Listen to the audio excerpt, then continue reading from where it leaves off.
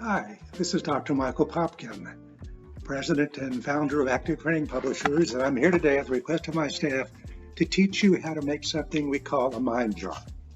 A mind jar, you can find out about it more in our Active Parenting First 5 Years Parent Guide, which I was just coincidentally reading when you tuned in. In this section on pages 40 and 41, an introduction to mindfulness, which we define as paying attention fully in the present moment on purpose. And it's a great way to help parents and children move through powerful feelings and learn to reduce them and essentially get those meltdowns that kids have from time to time under control, and ourselves too. So the mindful moment on page 41, the mind jar, and I'll just read to you right out of the Parent's Guide for a second. It's about finding your breath, about an activity that you can do yourself with your child. See age guidelines at the end of the activity, making a mind jar and using it during the breathing exercises that we show will help you and your child learn mindfulness and how it can help you. So to make a mind jar, what do you need? Well, first you'll need a clear plastic jar with a tight-fitting lid. Now, I've got a lid, but my lid is not necessarily tight-fitting, so this may go badly. But anyway, the second step is that you need warm water. So you're going to fill up your jar almost to the top, not quite the top with warm water. I got a head start, so filling up my jar almost to the top with warm water. And then you need some clear plastic glue. Doesn't really matter what kind, but it needs to be clear, transparent glue. This is some Elmer's glue I got at a local pharmacy. You can find them in hobby shops and other places too.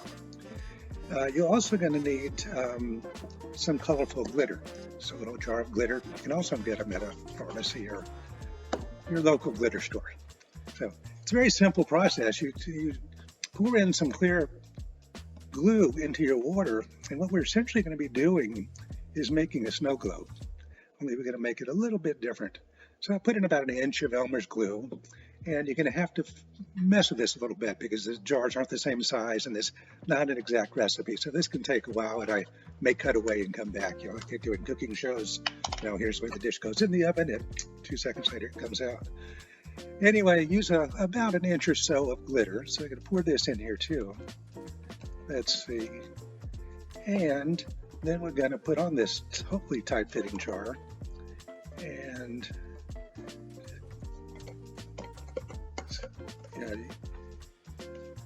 you can find jars in a lot of places. They're a little hard to track down sometimes. You can use any kind of clear plastic jar. Just make sure it's plastic and not glass. The last mind jar I made, I did make out of glass because I only used it in a virtual reality program for a conference I was attending or presenting at. Same thing though. This is what it looks like when it's finished, by the way. You can shake it up and show kids and show parents how our mind can get pretty distorted sometimes. We get a stress and overwhelmed with the stress and the anxieties everyday living, and kids can really get into a meltdown mode where they have a tantrum that really comes out of frustration and out of not getting their way. And when they get into these, and particularly some spirited kids, we got to teach them they can settle it down. We teach some deep breathing exercises for doing that. And while it's settling down, the in and out of the deep breathing, we do one called Butterfly's Wings in the program, first 5 years. We do another one called Wind in the Willows, and one called Balloon Breath. And all these things kind of reset or help reset the mind to a more calmer state so that you can then demonstrate how all the stress and anxiety and problems kind of sink to the bottom and your mind is clear again the way it was when you started out. So let's see how our mind jar is doing. Ours, I'm really thrilled about the way this is tightening. There, I got it. Okay, so we shake it up and see if I got a pretty good consistency. It's dripping a little bit. Again, this is not a good jar. I usually find good jars at Michael's or places like this, but I got this one out of another product that had some arts and crafts stuff in it, and I don't think it is as tight as we need it to be. But you get the idea that I might want to put some more glitter in this one because it's not showing as much of the upset. I'm afraid to turn it over too. So this one shows it really well. Made the same way. Made this at home, which is a little bit clear glue. glitter a few times back and forth.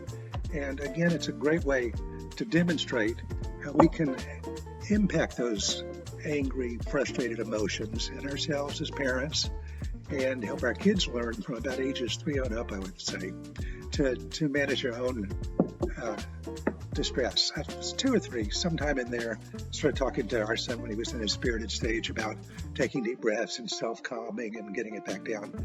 That was before he knew about mind jars, the magic of the mind. So enjoy it.